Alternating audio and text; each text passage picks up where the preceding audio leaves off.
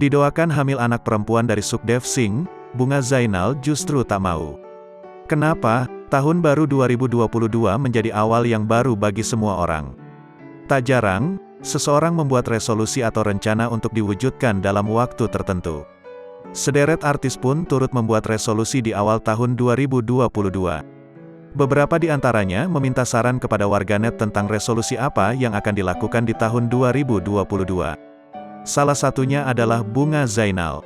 Istri Sukhdev Singh itu bertanya kepada warganet tentang apa yang harus dilakukannya di tahun 2022. Hal itu diungkapkan Bunga Zainal lewat unggahan Instagram Story @bungazainal05 pada Sabtu tanggal 1 Januari tahun 2022. Bunga bertanya kepada warganet 2022 mau ngapain? Setelah menjawab beberapa balasan, Bunga Zainal tertuju pada sebuah doa dari warganet. Seorang warganet mendoakan Bunga Zainal agar dikaruniai buah hati perempuan dari Sukhdev Singh. Sebagai informasi, saat ini Bunga Zainal dan Sukhdev Singh telah dikaruniai 2 anak laki-laki.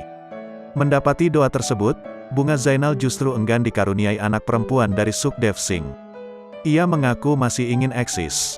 "Doa lo bikin gue ngilu bun, gue gak mau didoain punya anak lagi bun. Udah 2 bocah ini aja, gue masih pengen eksis. Punya anak lagi sama dengan ku menangis," balasnya.